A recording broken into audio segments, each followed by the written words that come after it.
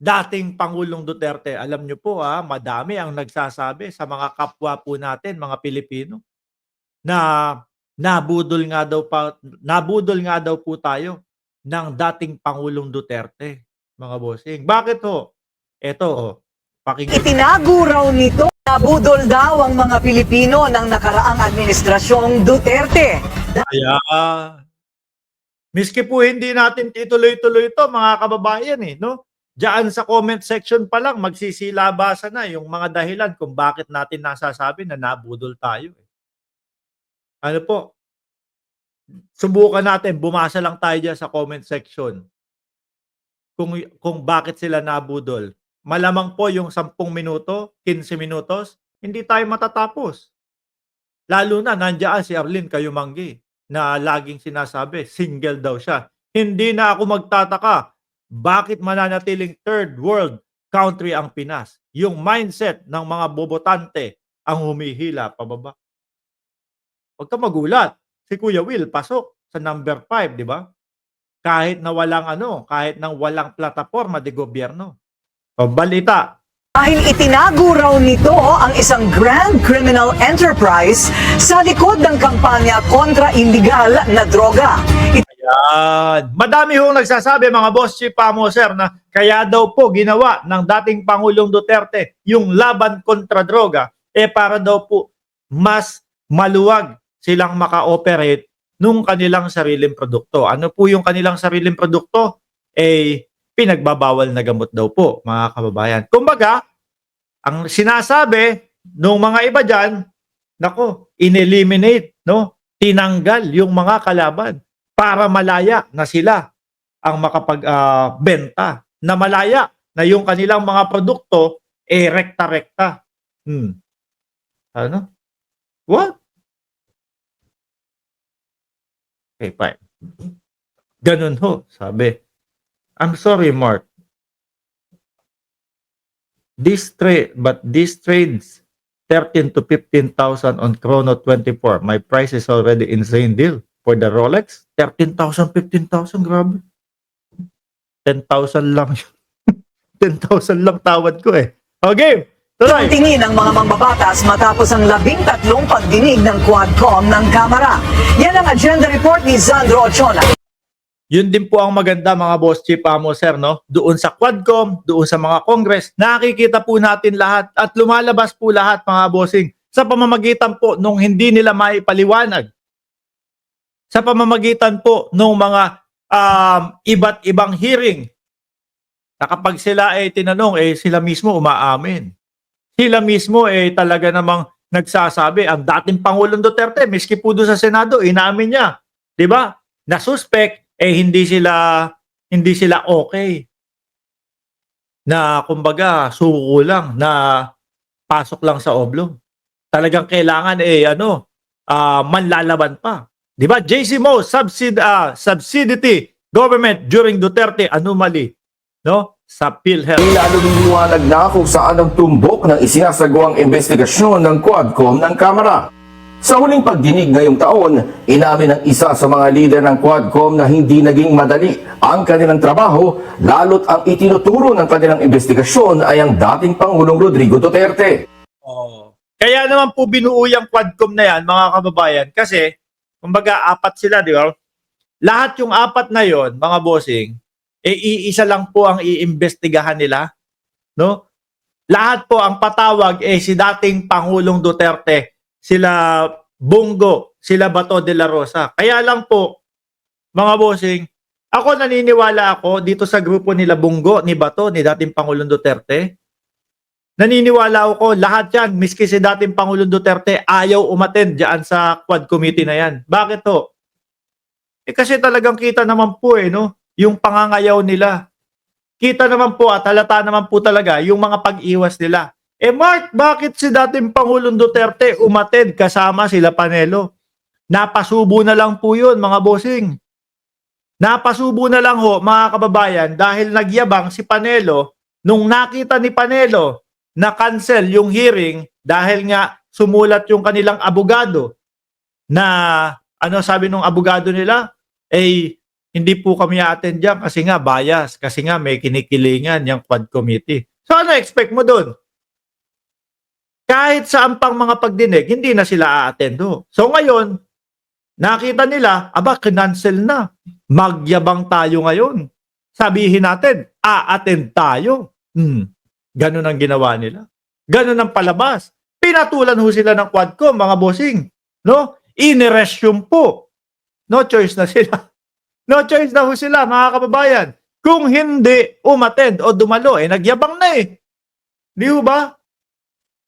Kaso, ang naging ending ho, mga bossing, ayun, na-frustrate po ang dating Pangulong Duterte, gustong mambato ng mic, at yung matagal nang hinihingi, no? At gusto ding malaman ng sambayan ng Pilipino na kung pipirmahan niya yung waiver. Hindi pa din po hindi pa din po pinirmahan. Ako ho, mga kababayan, kung sakali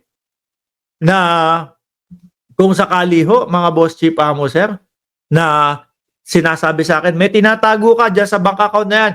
Merong mga transaksyon na ganito kalalaki na galing doon sa mga big time tulak.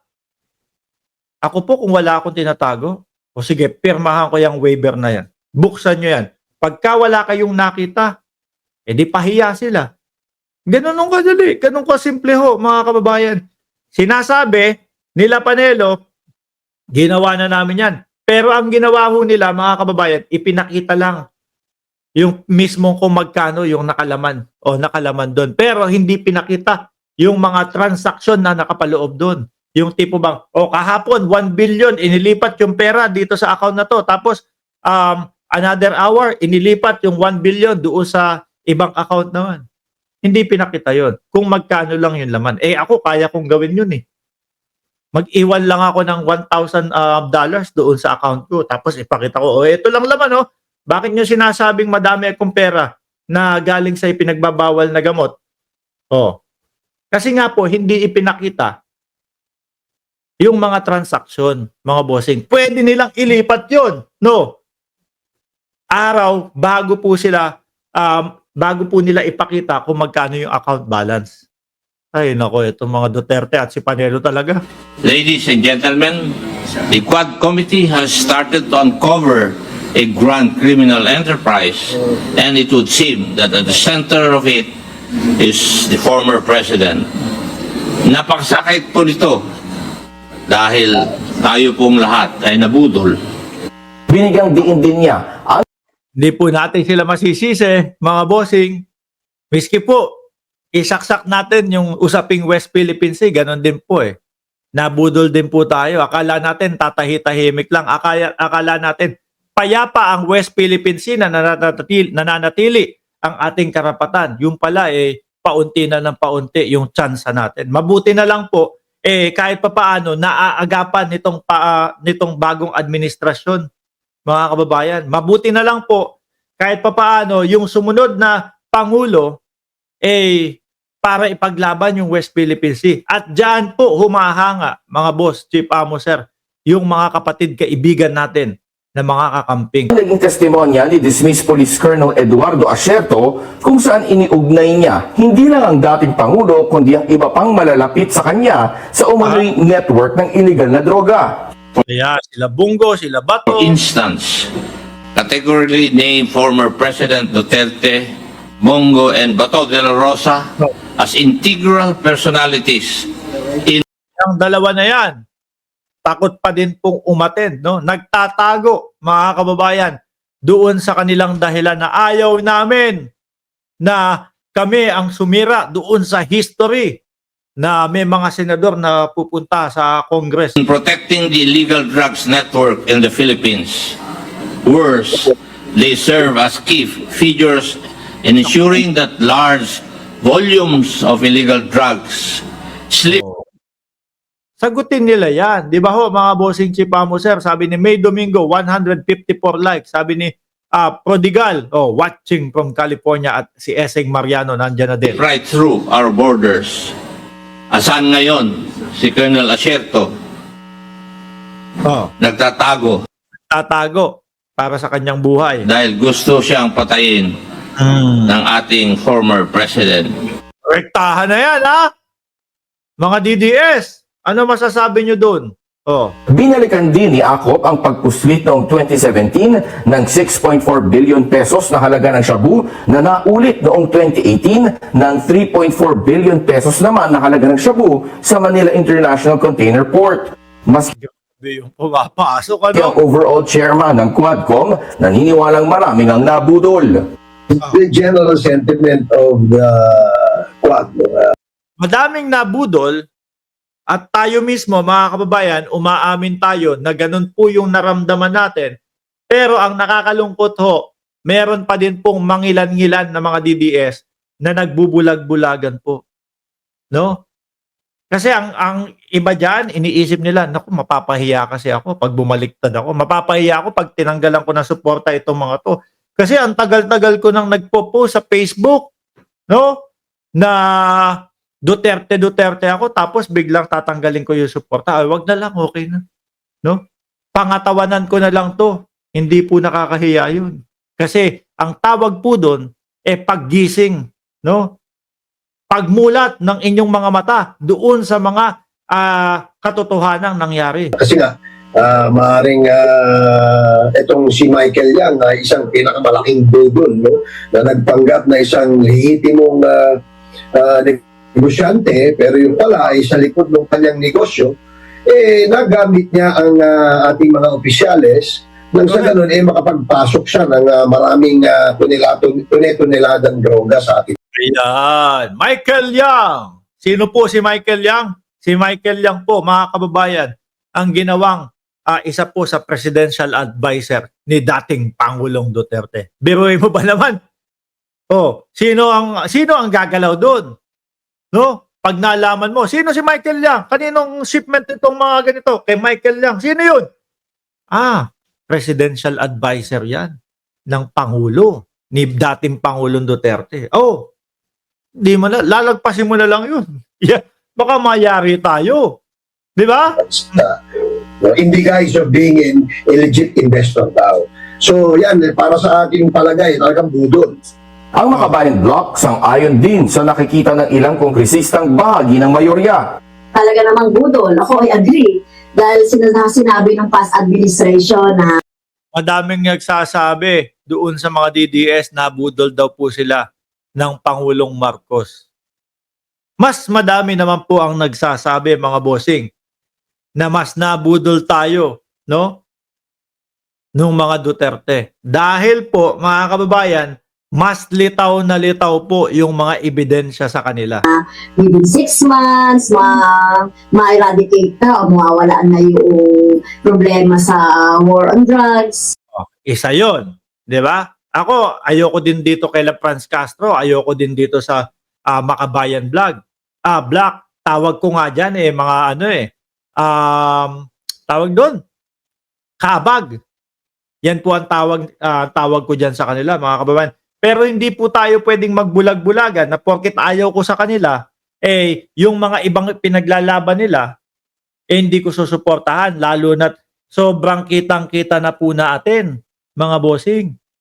Yung mga ebidensya at yung mga taong hindi kayang sagutin yung mga katanungan sa kanila. Diba? So talagang talagang lokohan lang itong war on drugs. Sa past administration under Rodrigo Duterte admin, 'di ba? Pinangako nga within 6 months mawala daw yung drug problem sa bansa. Totoo ho yan, mga boss. Di ba kumakampanya ang dating Pangulong Duterte, yun yung sinasabi. Di ba, Ma'am Trex Sibilia, mas nabudol din tayo ng BP Inday. Pusit. Sabi ni Tom and Jerry, Michael Yang, economic advisor ni Digong. Ano sabi nila? 6 months, tapos na ang ipinagbabawal na gamot sa Pilipinas. Dumating po ang 6 months. Natapos po ba? Hindi. Humingi sila ng another 6 months, gawin daw 1 year, dahil daw ho, nakita nila na sobra daw po ang lala, mga kababayan, ng droga sa Pilipinas. Ultimo po ako, sabi ko, oo. Kailangan pagbigyan ng dating Pangulong Duterte. Kasi kung talagang ganun kalala naman, di ba? Okay lang. Kaya lang ho, ang hindi ko matanggap, natapos po yung termino, ganun pa din naman ho eh. Wala naman po nabawas, mga bossing eh. Same lang. Di ba, Sir Mac Musico?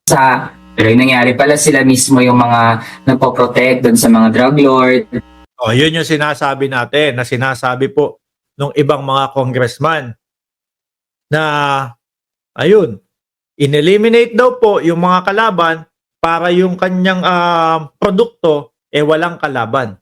Oh. Nilinaw ni Barbers na hindi sila kontra sa gyera ng ilegal na droga, pero Correct. dapat daw iwas Pero mga bossing yung mga DDS, kapag ka ayaw mo sa Duterte, kapag ka hindi ka sumusuporta sa mga Duterte, sasabihin niya mga yan, kasi addict ka. Kasi gumagamit ka, bangag ka din. Ganun ang kanilang Pinapaulit-ulit na ho natin, mga kababayan, na sinasabi natin na kami po sumusuporta kami na labanan ang droga sa Pilipinas. Pero hindi kung paano nila ito ipinatupad. Di ho ba? Yung mga DDS yung mga DDS mga kababayan, iba ho kasi yung estilo nila no? Para makapanghimok ng tao. No? Iba po yung estilo nila para po makuha nila yung suporta ng ibang tao. Hindi kagaya natin, no? Ipinapaintindi natin sa kanila kahit alam natin na nagbubulag-bulagan at nagbibingi-bingihan sila. Ipinapaintindi po natin sa kanila kung bakit itong administrasyon na ito ay dapat suportahan, no? Ipinapakita po natin sa kanila yung mga nagiging proyekto, trabaho ng ating Pangulo na ang hangarin po ang pag-angat ng Pilipinas. Kaso wala po talagang magagawa tayo Mga bulag na po, mga bingi na po, mga kababayan, yung mga pinagpapaliwanagan natin, no? Pero ayan nyo, at least yung mga dati nating kalaban o yung mga dati nating mga kaasaran sa usaping politikal, kagaya po ng mga kakamping, sila po nakakaintindi, mga boss, chief, amo, sir, doon po sa trabaho ng Pangulo, doon po sa pagkilos ng Pangulo. Yan! Di ho ba? Yung mga DDS, kahit anong paliwanag mo, wala. Hindi tatanggapin, no? Tapos tanongin mo, bakit hanggang ngayon nakasuporta ka pa din? Kahit anong mangyari, Duterte pa din. Yun lang po yung kanilang dahilan, mga bossing. No?